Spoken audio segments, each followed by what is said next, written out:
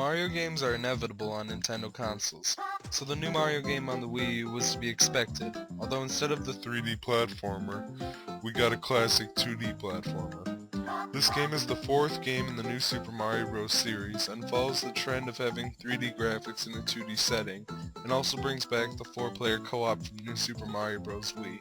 The game features 8 worlds with the game's controls are simple enough that anyone can play.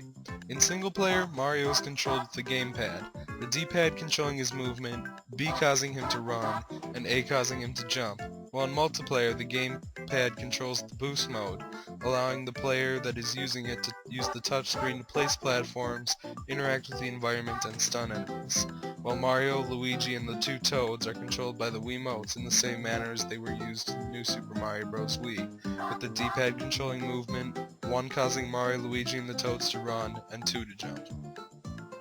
The game retells the same story that Mario has been telling since 1985. Mario is once again tasked with saving Princess Peach, although much like Paper Mario on the Nintendo 64, the game ends in Peach's castle, with Bowser taking it over at the start of the game and using magic, flooding it with lava.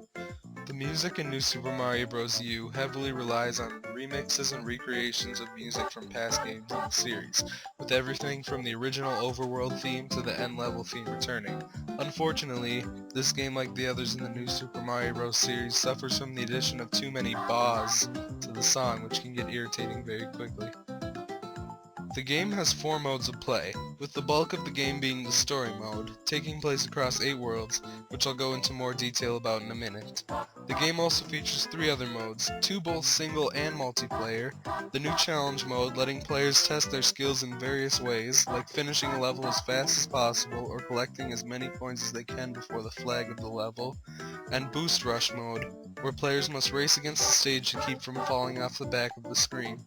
There's also a multiplayer only mode, Coin Battle, where players compete to get the largest amount of coins. The game begins in Acorn Plains, a series of open fields that feature a large acorn tree, where all of the super acorns in the game come from. The world serves as the game's tutorial, with the levels being very easy, allowing for new players to join in and veterans to get into the groove of things. The world ends with a battle against the first of Bowser's children, his son Lemmy, who uses bombs to attack Mario and company while riding around on his ball.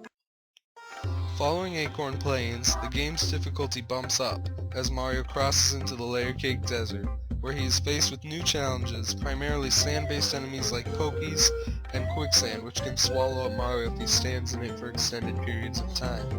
Again, Mario must face a Koopling, Morton, who follows the theme of the world, using his hammer to smash a Pokey to pieces with the individual parts acting as projectiles.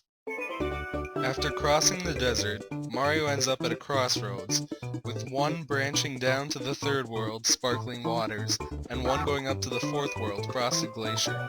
The third world, Sparkling Waters, is the game's water world, with many levels taking place underwater, which poses a challenge as Mario can't jump on enemies to defeat them, and instead must rely on dodging and power-ups to protect himself. After fighting through the levels, Mario must fight Larry, who uses streams of water to change the playing field during the battle. On the other path is the fourth world, Frosted Glacier, where the main challenges are focused around the slipperiness of the stages, with Mario having less traction, so not only is he slower to start moving, but it takes longer for him to stop, requiring much more careful timing, especially because most enemies function better on ice, making things even more challenging. At the end of the world, Mario must fight Wendy, Bowser's only daughter, who uses ice skates to move quickly while shooting colorful orbs that ricochet off the walls. After the completion of either world, Mario reaches his first airship, where he first battles Bowser's youngest son, Bowser Jr., in a submarine while he fires targeting TEDs at Mario, and once Mario redirects the TEDs into Bowser's sub, Mario moves on to the fifth world, Soda Jungle. Soda Jungle has 3 areas, the first part being large levels of grass with a leg of poison that kills Mario instantly if he falls in it. The middle area is a haunted forest with ghostly levels that frustratingly requires the player to use a secret exit in the level painted swamplands to go on. Then the area ends with an area that is heavily platformers above a lot of poison, followed by a battle with Iggy, who runs on the floors and ceilings while summoning lava monsters to attack Mario. Mario then travels to Rock Candy Mountain, which features a mixture of cliff-based levels over endless pits and cave levels that are often darkened and require alternative light sources to navigate. All of this world is surprisingly easy. The world ends with a battle against Roy, who has a boss battle while bullet bills fly around, requiring Mario to dodge bullet bills while attacking Roy.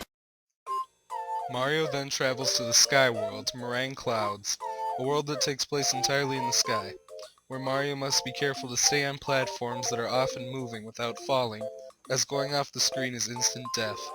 Mario must fight the first mini-boss that isn't a Boom Boom in this world, Kamek, who uses magic to make big blocks float around that when broken sometimes contain enemies. The world's boss is another Koopling, Ludwig von Koopa, who uses his powers to make copies of himself, all of which can shoot balls of energy at Mario, and once Ludwig is defeated, Mario goes against the second airship in the game, ending with another battle against Bowser Jr., this time with his clown car equipped with boxing gloves, attempting to punch Mario off the edge of the stage. Finally, Mario reaches Peach's castle, which has been flooded with lava, with all the levels revolving around rising tides of lava, and many featuring fireballs falling from the sky. After battling through the difficult but relatively short amount of courses, Mario gets to the final level, consisting of two parts, the first being a dash while being chased by Bowser Jr., and the second being the final boss battle. Like all 2D Mario platformers, requiring Mario to beat Bowser the classic way by dropping him into lava, and then facing a gigantic Bowser who shoots fireballs and stomps around trying to smash Mario. In order to harm Bowser, Mario must jump on Bowser Jr.'s head after he smashes into the ground, and use the clown car to ram it into Bowser's head 3 times, defeating him and saving the princess.